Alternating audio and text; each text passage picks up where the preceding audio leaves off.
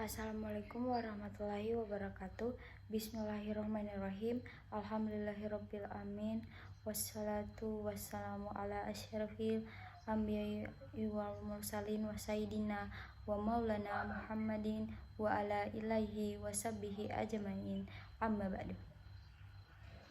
Pertama-tama marilah kita panjatkan puji dan syukur atas kehadirat Allah Subhanahu wa taala yang telah memberikan kita beribu-ribu kenikmatan. Salawat dan salam semoga senantiasa tercurah kepada baginda Nabi Muhammad Sallallahu Alaihi Wasallam. Perkenalkan, nama saya Anissa Adi Putri, stambu 073201900039. Baiklah, mungkin langsung saja. Kali ini saya akan menyampaikan ceramah yang berjudul Ikhlas. Ikhlas merupakan salah satu sunnahnya. Oleh sebab itu, sebagai umat Islam, kita harus senantiasa mengikutinya. Ikhlas adalah amalia hati yang tingkatannya sangat tinggi. Berbeda dengan sabar, ikhlas akan terlihat setelah terjadinya suatu amal. Orang yang ikhlas dalam beramal adalah mereka yang merasa seolah-olah tidak melakukan amal itu.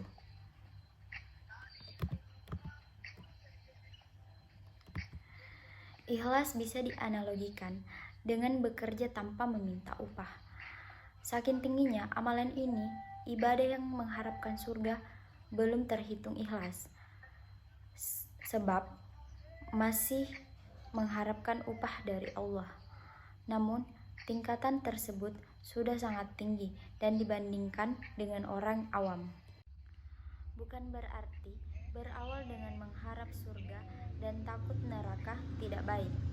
Imam Ghazali menjelaskan bahwa beramal mengharapkan surga hukumnya sah dan bagus serta berfaedah diterimanya suatu amal.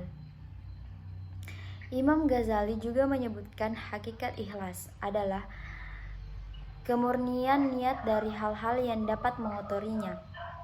Salat ya salat saja, makan ya makan saja, pergi ya pergi saja. Begitupun ibadah, ya ibadah saja, tanpa memikirkan hal-hal lain. Allah Subhanahu wa ta'ala berfirman pada surah Al-Baqarah ayat 5, yang artinya, padahal mereka hanya diperintah menyembah Allah dengan ikhlas, menaatinya semata-mata karena agama, dan juga agar melaksanakan salat, menunaikan zakat, dan demikian itulah agama yang lurus atau benar. Dari ayat tersebut, kita tahu bahwa betapa tingginya derajat sifat ikhlas. Dengan ikhlas, semua orang dengan profesinya masing-masing telah menjadi sufi atau orang yang memiliki hati yang bersih. Contohnya, seorang pedagang akan menjadi pedagang yang baik dan jujur, seorang petani akan menjadi petani yang baik, dan seorang pejabat menjadi pejabat baik, dan seterusnya. Imam Al-Ghazali mengatakan, semua manusia akan rusak kecuali manusia yang berilmu. Semua manusia yang berilmu akan rusak kecuali yang mengamalkan ilmunya. Semua manusia berilmu yang mengamalkan ilmunya akan rusak kecuali yang ikhlas.